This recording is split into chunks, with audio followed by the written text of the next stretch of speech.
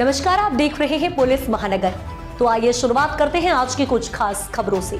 महाराष्ट्र नवनिर्माण सेना के अध्यक्ष राज ठाकरे ने छत्रपति शिवाजी महाराज पार्क में आयोजित गुड़ी पड़वा सभा में जोरदार भाषण देते हुए राज्य और केंद्र सरकार पर कई गंभीर मुद्दों को लेकर निशाना साधा।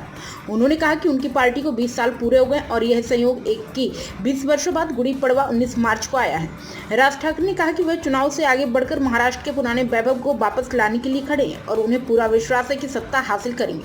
उन्होंने प्रधानमंत्री पर भी सवाल उठाते हुए कहा कि कुछ अहम बातें उनसे छूट गई हैं, खासकर ईरान जैसे देश के साथ संबंधों को लेकर, जितने वर्षों तक भारत का साथ दिया। खामेनेई के जाने के बाद भी हमारे पीएम ने कोई बयान नहीं दिया। भविष्य में इसका खामियाजा भुगतना होगा। उन्होंने कहा कि जो देश जम्मू कश्मीर के विषय पर हमारे साथ रहा, उसके साथ हम नहीं है। यह आने वाले भविष्य में इसका खामियाजा भुगतना होगा। उन्होंने आरोप लगाया कि देश में लोगों को असली मुद्दों से भटकाने की कोशिश हो रही है। आपको मनोरंजन में उलझाकर रखा गया, आईपीएल और सोशल मीडिया में व्यस्त किया जा रहा है ताकि आप सरकार से सवाल न पूछें। उन्होंने कहा महाराष्ट्र पर 11 लाख करोड़ रुपए कर्ज है। राज्य सरकार पर हमला बोलते हुए राज ठाकरे ने कहा कि मुख्यमंत्री की बात करते हैं, लेकिन महाराष्ट्र पर 11 लाख करोड़ रुपए का कर्ज है, जो पहले पृथ्वीराज चव्हाण के समय करीब 2 लाख करोड़ था। उन्होंने कहा कि शहरों की हालत बिगड़ चुकी है और इस संबंध में उन्होंने मुख्यमंत्री और उप मुख्यमंत्री से भी मुलाकात की।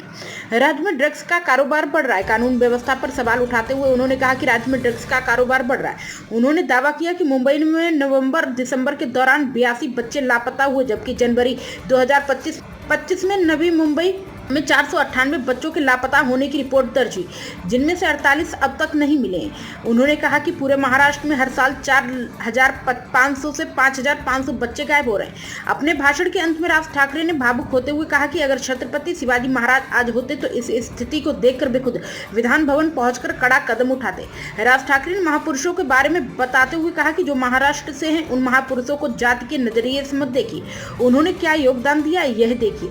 नए विचारों को जन्म देने वाला महाराष्ट्र आज क्या कर रहा है, हम सोच ही नहीं रहे। जब ब्लूप्रिंट लाई गई थी तब कई लोगों ने सवाल उठाए, लेकिन आने के बाद उसमें क्या है यह किसी ने नहीं पूछा। महाराष्ट्र को एक नई वेबसाइट दी जा रही है, मनोरंजन की गटर गंगा से बाहर आई है। महाराष्ट्र पुड़चा नाम से एक नई वेबसाइट शुरू की जा रही है। यह वेबसाइट सरकार और जनता के बीच सेतु का काम करेगी। आपके विचार पहले विशेषज्ञों तक पहुंचाए जाएंगे। अब तक की खबरों में बस इतना ही।